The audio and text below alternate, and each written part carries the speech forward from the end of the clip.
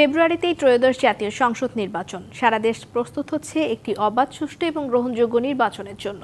কি ভাবছেন সাধারণ মানুষ থেকে শুরু করে আগামী জনপ্রতিনিধিরা? সে কথা জানাতে ডিবিসি নিউজের ইলেকশন এক্সপ্রেস ছুটে যাবে সবগুলো সংসদীয় আসনে।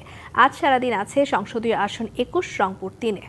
স্বাগত জানাচ্ছি সিএসআরএম ডিবিসি ইলেকশন এক্সপ্রেসে। ভৌগোলিক নানা কারণে গুরুত্বপূর্ণ রংপুর সদর উপজেলা ও সিটি কর্পোরেশনের অংশ নিয়ে গঠিত রংপুর ৩ আসন। এই আসনটিতে ত্রয়োদশ জাতীয় সংসদ নির্বাচনকে কেন্দ্র করে এরই মধ্যে প্রচারণা ও গণসংযোগে সরগরম করে তুলেছে রাজনৈতিক দলগুলো। এই মুহূর্তে আমাদের সাথে যুক্ত আছেন ইসলামী আন্দোলন বাংলাদেশ রংপুর মহানগরের সেক্রেটারি আমিরুজ্জামান পিয়াল। কথা বলবো তার সাথে। স্বাগত জানাচ্ছি আপনাকে। আমরা জানি ত্রয়োদশ জাতীয় সংসদ নির্বাচনকে কেন্দ্র করে আপনার দল এরই মধ্যে আপনাকে মনোনয়ন দিয়েছে এবং আপনিও গণসংযোগ শুরু করেছেন। সাধারণ মানুষের সাড়া কতটা পাচ্ছেন? আলহামদুলিল্লাহ, আপনাকে ধন্যবাদ। সাধারণ মানুষ আলহামদুলিল্লাহ ব্যাপকভাবে সাড়া দিচ্ছে এবং সাধারণ মানুষের এবারকার সম্পূর্ণ আবেগ কাজ করছে ইসলামের দিকে। কারণ বিগত দিনে যারাই ক্ষমতায় এসেছে সাধারণ মানুষের ভাগ্যের পরিবর্তন হয়নি, এটা তারা এখন বুঝতে পেরেছে। তারা বুঝতে পেরেছে যে একজন আদর্শবান লোক এবং যার ভিতরে আল্লাহর ভয় আছে এরকম মানুষ ছাড়া তাদের সম্পদ চুরি বন্ধ হবে না এবং তাদের ভাগ্যের পরিবর্তন হবে না। এই আসনে ১৯৯১ পরে আমরা পুরো সময়টাই দেখেছি এরশাদ পরিবারের দখলে ছিল। অর্থাৎ সাবেক রাষ্ট্রপতি এসএম এরশাদের প্রতি যে একটা আবেগ, সেটি রংপুরের মানুষের কাজ করে। এবার কেন মানুষ ইসলামিক দল হিসেবে আপনার দলকে বেছে নেবে?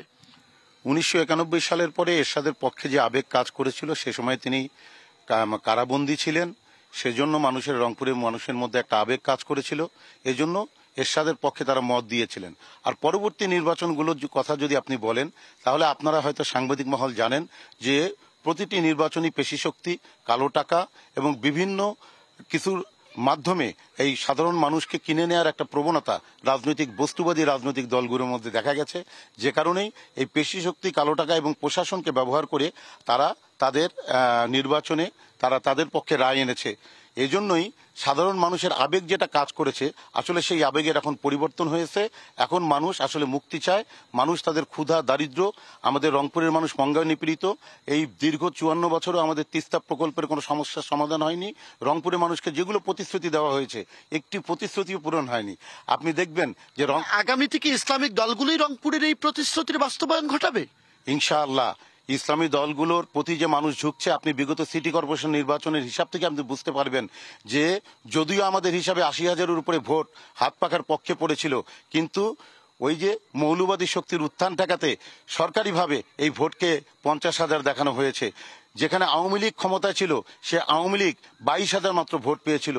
জনাব পিয়াল, একটি বিষয় যদি আপনাকে বলি, আমরা দেখেছি ২৪-এর যে বিপ্লবে ইসলামিক দলগুলোর একটা কন্ট্রিবিউশন ছিল এবং এর পরবর্তীতে ইসলামের গণজোয়ার উঠেছে।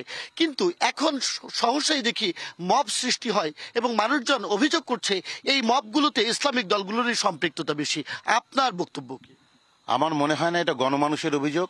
আসলে আমাদের মিডিয়াগুলো, আপনারা জানেন যে শেখ ফ্যাসিস্ট হাসিনার আমলেও আমাদের মিডিয়ার মধ্যে কিছু মিডিয়াকে তারা হাত করে নিয়ে এই ফেসিবাদকে, যেমন মাহমুদুর রহমান সাহেব, এই যে আমার দেশ পত্রিকার সাংবাদিক, তিনি কিন্তু এই যে মানবতা বিরোধী অপরাধ ট্রাইব্যুনালে গিয়ে এই ফেসিবাদকে বাঁচিয়ে রাখার জন্য সাংবাদিকদেরও কিছু কিছু দায়ী করেছেন। তাদের আপনি যেটি বলছেন সেটি আসলে গণমানুষের অভিযোগ নয়, বিষয়টিকে অস্বীকার করছেন। একটি বিষয় জানতে চাই যে আপনাদের ইসলামিক দলগুলোর মধ্যে আমরা দেখি নারীদেরকে নিয়ে নানাভাবে তাদের স্বাধীনতা খর্ব করা হয়, কিন্তু ইসলাম তো বলেছে শালীনতার সাথে নারীদের সর্বত্র প্রবেশ অধিকার আছে। তাহলে নারীদেরকে পর্দার আড়ালে প্যাকেট বন্দি করার এই পায়তারাটা কেন? মানুষ এই অভিযোগ কেন করে? বরঞ্চ বিপরীত, আমরা নারীদেরকে সর্বোচ্চ সম্মান দিয়ে জনগণের সাথে সম্পৃক্ত রাখার চেষ্টা করছি।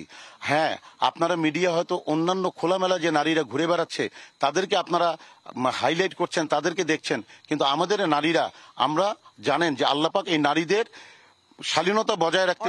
আগামী নির্বাচনে নারীরাও আপনাদের সাথে থাকবে। আমাদের প্রত্যেকটি ওয়ার্ডে নারী কমিটি গঠন হয়ে গেছে। আপনার বক্তব্য একেবারে স্পষ্ট। অনেক ধন্যবাদ এবং কৃতজ্ঞতা আমাদেরকে সময় দেওয়ার জন্য।